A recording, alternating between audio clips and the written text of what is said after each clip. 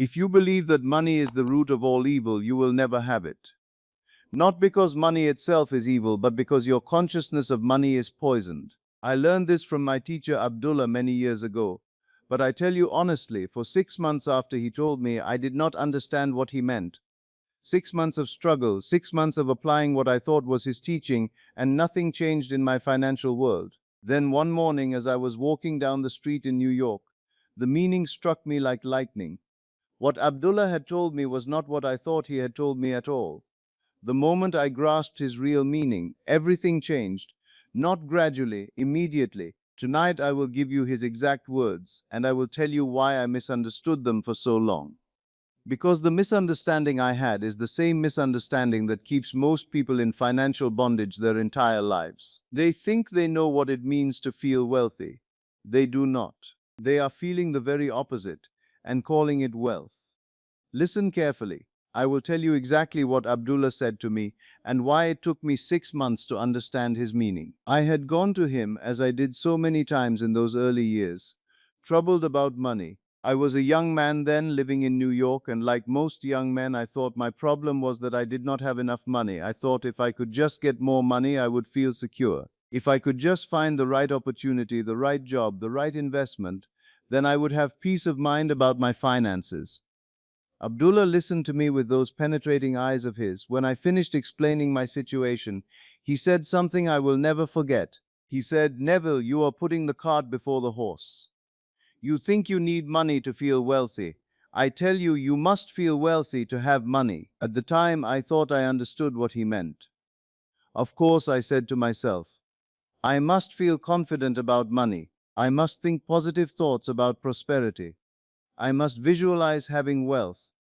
And so I began to do exactly that. Or so I thought. For the next 6 months, my friend, I practiced what I believed Abdullah had taught me. Every morning I would look in the mirror and tell myself I was wealthy. I would visualize money in my bank account. I would imagine myself spending freely, buying whatever I wanted. I would repeat affirmations about abundance and prosperity, but nothing changed. Nothing. My financial situation remained exactly as it had been. I became frustrated, then discouraged. Had Abdullah been wrong? Was I not applying his teaching correctly? But hold this thought. There is one specific emotion that reveals whether you are truly feeling wealthy or merely hoping to become wealthy. Without recognizing this emotion in yourself, you will practice for years and see no change. I will show you exactly what that emotion is and how to detect it in just a moment. I remember the morning when the truth finally struck me. I was walking down Fifth Avenue and I passed by a store window displaying expensive suits. As I looked at those suits, I caught myself thinking, someday when I have money, I will be able to afford clothes like that. In that moment, the lightning struck. You see, my friend, all those months I thought I was feeling wealthy, but I was actually feeling the exact opposite. I was feeling the lack of wealth. I was feeling the waiting for wealth. I was feeling the hoping for wealth. But I was not feeling wealth itself. Abdullah had not told me to think about having money. He had not told me to hope for money or to wait for money. He had told me to feel wealthy. Not to feel like I was going to be wealthy, but to feel wealthy now, in this moment, regardless of what my bank account showed. The difference, my friend, is everything. When you hope for something, you are affirming its absence. When you wait for something, you are living in the consciousness of not having it. When you think positive thoughts about future prosperity, you are still living from present lack. You have heard teachers speak of visualization. You have heard them speak of affirmations and positive thinking. Let me be plain. Most who teach these things have not understood what they are teaching. They confuse the act of visualizing with the state of consciousness. They confuse the repetition of words with the assumption of being.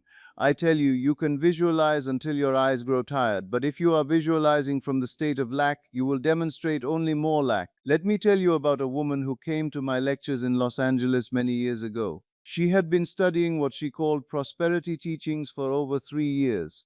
3 years, my friend. She had read every book, attended every lecture, practiced every technique she could find.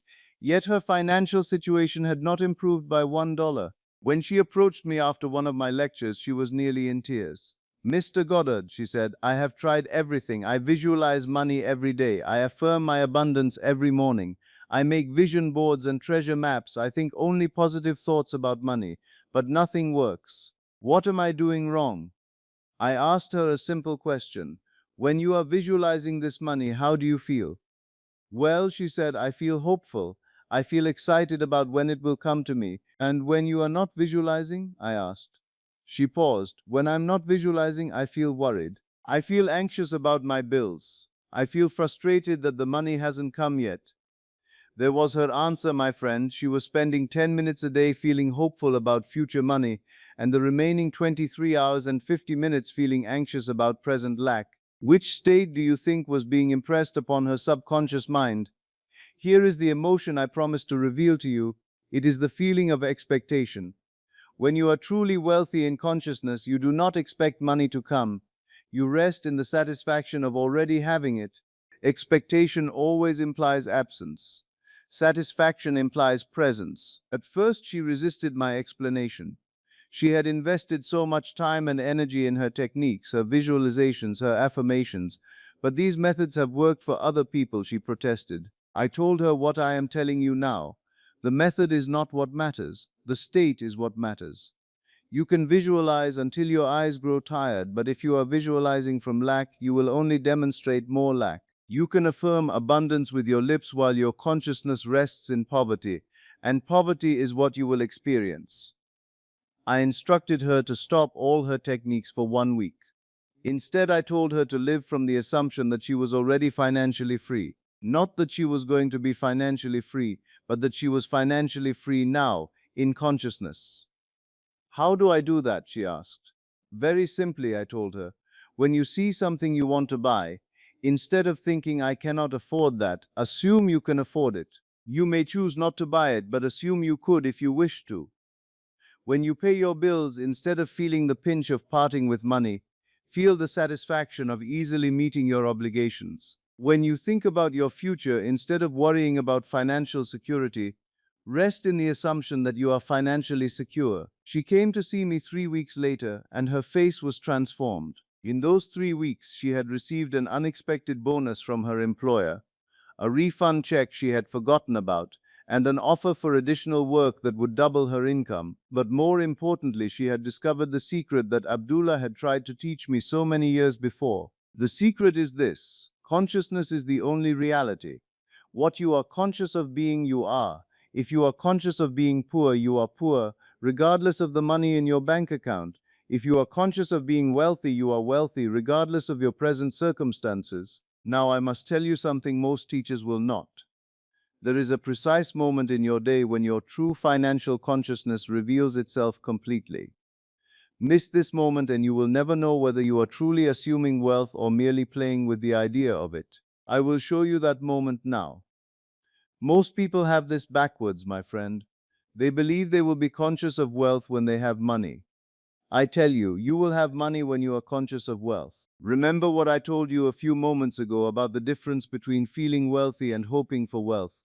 Now, this is where you see why this distinction matters so profoundly. The moment I speak of is this: the moment you wake in the morning before you have had time to think. What is your natural feeling about money? In that unguarded moment, what rises spontaneously in your consciousness? Relief that you have enough, or anxiety that you do not? That moment, my friend, that first feeling upon waking, reveals your true assumption about money. Everything else, all your techniques and visualizations, are merely what you are trying to convince yourself to believe, but that first feeling is what you actually believe. This is what the scripture means when it speaks of the rich man and the eye of the needle. The world will tell you this passage condemns wealth itself. I tell you they are wrong. The rich man who cannot enter the kingdom of heaven is not the one who has money in his bank account. The rich man is the one who is rich in his own conception, the one who believes his security comes from external things rather than from consciousness itself. When you place your faith in money, you make money your God, and any God outside of consciousness will fail you. Money can be lost, stolen, devalued.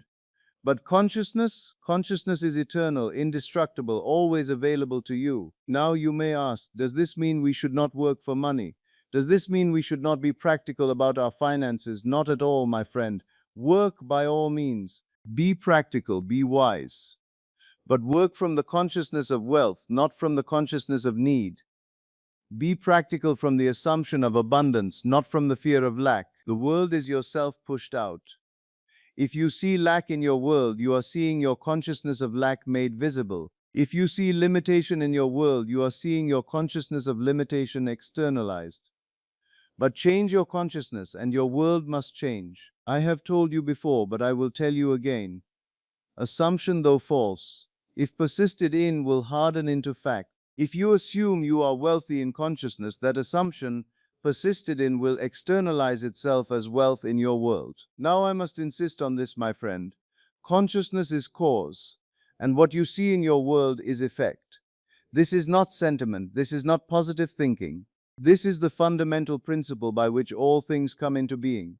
Do not let anyone, including yourself, talk you out of it.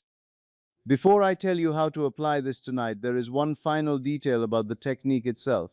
Most who practice it make one crucial mistake in the moment between assuming the state and falling asleep. This mistake causes the assumption to dissolve instead of taking root. I must show you this now, for it separates those who see results in days from those who practice for years without success. Now let me tell you how to apply this principle tonight. When you retire this evening, you will enter into that drowsy state between waking and sleeping, that state akin to sleep which I have spoken of so often. First, you will assume the feeling of being financially free, not the feeling of getting money, but the feeling of having financial freedom. Feel as you would feel if you had no financial concerns whatsoever. Second, you will let your mind rest in that assumption. Do not strain to hold the thought. Do not repeat affirmations. Simply rest in the naturalness of being financially secure. Third, you will not concern yourself with how this will come to pass. Do not plan the ways or means. Your business is to assume. The how is not your concern. And fourth, you will fall asleep in that assumption. Let sleep come while you are resting in the feeling of financial freedom. Here is the crucial detail I promised you. The moment you feel sleep approaching, do not try to hold on to the assumption with your conscious mind. Let it go. Release it completely into sleep. Most people panic at this moment and try to grip the assumption tighter. This destroys it. The assumption must be released into the subconscious through sleep, not held by the conscious mind. If you do this faithfully, night after night, you will find that your consciousness begins to shift. And as your consciousness shifts, your world must shift to match it. You will find yourself taking different actions. Opportunities will appear that were not visible before. People will respond to you differently. Money will come to you through ways you never expected. But remember, my friend, feeling is the secret. Not the feeling of wanting, not the feeling of hoping. The feeling of the wish fulfilled itself. This is what Abdullah meant when he said, I must feel wealthy to have money. He meant I must live in the consciousness of wealth, not in the consciousness of poverty, hoping for wealth.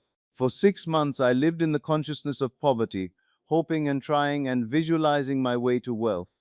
The moment I shifted to living in the consciousness of wealth itself, everything changed. Do not make the mistake I made, my friend. Do not spend months or years practicing from the wrong state of consciousness. The moment you truly understand what I am telling you tonight, you can begin living in the end. You can begin assuming you are what you wish to be. And now I tell you, my friend, what Abdullah was really teaching me in those few simple words.